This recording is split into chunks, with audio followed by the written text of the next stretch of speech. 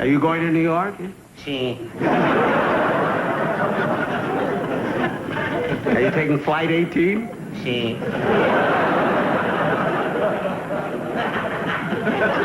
What's your name? Sai. Look, that clip is a product of its time, and we'll just leave it at that. But there's something in it that captures exactly what made Jack Benny so special. A room full of people laughing, completely at ease, not a care in the world. He had that effect on people for over 40 years. One of the most beloved comedians in American history, Benny built his entire career on playing the world's most lovable cheapskate, stingy, vain, and perpetually 39 years old. The persona was so airtight, so perfectly consistent across radio and television that most people never thought to question it. But it was a performance, and behind it, the real Jack Benny was keeping a secret from his audience his entire career. Now, if you grew up with Jack Benny on the radio or TV set, we want to hear from you.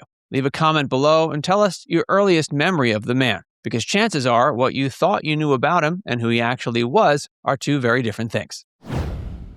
The character that defined him. You know, Mr. Benny, I've always enjoyed seeing you on the stage. Really? In fact, the first time I saw you was in Chicago. And the second time I saw you was in, Detroit. And there's one other time that I saw you, and I think that was in, St. Paul. I remember distinctly. You forgot Minneapolis. I was there a week. Oh, thank you.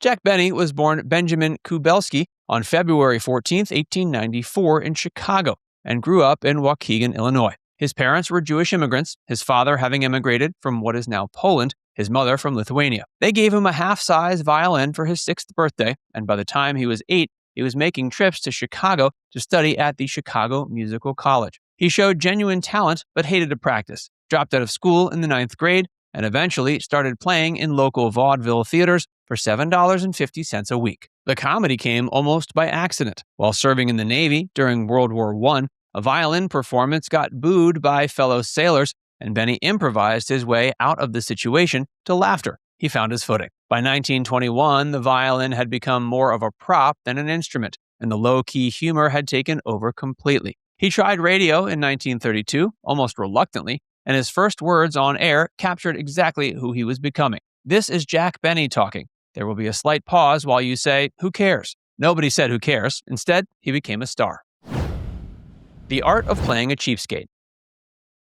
Andre. Yes, Mr. Benny. Look, while I'm waiting, it's going to be a rush to get to the studio and everything. Will you make out my check now? Yes, sir. Well, now, pay it. Now, there was the haircut, the shoe shine, the manicure, the Novocaine.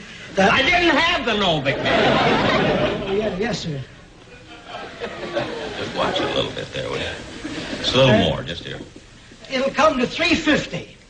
$3.50? Do you want the Novocaine now? No! The penny pinching routine became the foundation of one of the longest-running comedy programs in broadcast history. The Jack Benny program ran from 1932 on NBC Radio and eventually moved to CBS television, airing from 1950 until 1965. The premise was simple, but endlessly renewable. A vain, tight-fisted, perennially 39-year-old man who happened to have a terrible violin habit. The running gags were legendary. His ancient Maxwell automobile, always a cough and a sputter away from collapse, became a beloved character of its own. Rochester, his faithful valet, played by Eddie Anderson, traded barbs with Benny in exchanges that made the miserliness feel less mean and more like a shared joke between old friends. The persona was so convincing that Jell-O, then marketed as the popular and economical dessert, became one of its biggest sponsors. Even in his final years, he was doing commercials for Texaco, where he'd tell the gas station attendant, after being begged to fill up,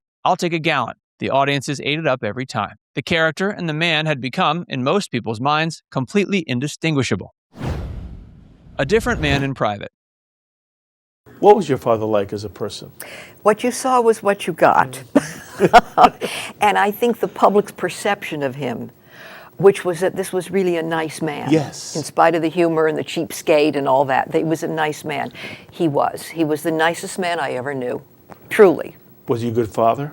He was a wonderful father. The reality of Jack Benny's character was something his daughter Joan described with consistent warmth. She called him a wonderful grandfather and a loving family man who donated generously to charities but never wanted public recognition for any of it. That was the part that might surprise people most. The man who built a career pretending to squeeze every nickel was, behind closed doors, giving money away quietly and without fanfare. His wife, Sadie Marks, had taken the stage name Mary Livingstone and worked alongside Benny for most of his career. He met her as a teenager at a Passover Seder in 1922, though he famously did not remember the encounter when they crossed paths again 4 years later. They married in 1927, and she proved to be a natural comedian. When she eventually developed severe stage fright that never improved even after 2 decades of performing, Benny quietly accommodated her, pre-recording her radio lines and having their daughter Joan stand in for live tapings. He never made it a public issue. That kind of private loyalty and discretion showed up in more ways than one.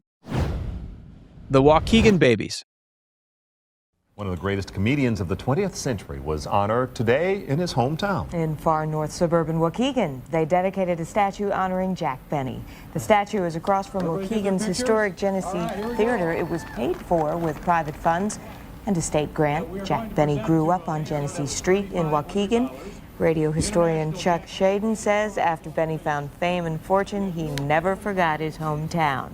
In 1961, Waukegan decided to rename its junior high school in Benny's honor, and he was genuinely moved by the gesture. His response was both generous and characteristically quirky. He announced he would establish a trust fund in the initial amount of $39 for every baby born in Waukegan on that same day. 13 babies were ultimately born on October 5th of that year and became known informally as the Benny Babies. The funds were set up at Little Fort Bank in Waukegan. Over the following decades, the accounts were gradually eaten away by inactivity fees and low balance penalties, and most of them never grew past $100. The gesture did not amount to much financially in the end, but that was not really the point. Benny was a man who referenced Waukegan constantly on his shows, who called it his old stomping ground with genuine pride, and who felt a real connection to his roots there. The school got his name, his motto, and eventually a statue of Benny holding his violin that still stands in downtown Waukegan today. What he left behind. Jack Benny died quietly at his home in Holmby Hills in suburban West Los Angeles. He was 80 years old. Cancer finally killed him. Benny was diagnosed with inoperable pancreatic cancer in late 1974, not long after his final television appearances. He went into a coma at home on December 22nd and died December 26th at age 80. His funeral drew 1,800 people, the largest Hollywood funeral since Harry Cohn's in 1958. George Burns, his best friend for more than 50 years, attempted a eulogy and broke down before he could finish. Bob Hope managed to complete his, noting that for the undisputed master of comedic timing, this was the one time Benny's timing was all wrong. What Benny left behind told a different story than his stage persona ever did. He donated a Stradivarius violin he had purchased in 1957 to the LA Philharmonic Orchestra. He donated his personal papers and television archives to UCLA, which established the Jack Benny Award for Comedy in his honor in 1977. And most movingly, his will arranged for a single long-stemmed red rose to be delivered to Mary Livingstone every day for the rest of her life. She lived another 8.5 years. That was the real Jack Benny. Now it's time to hear from you. After learning about Benny's private generosity, his quiet philanthropy, and the enormous gap between the character he played and the man he actually was, which part surprised you the most? Let us know in the comment section below.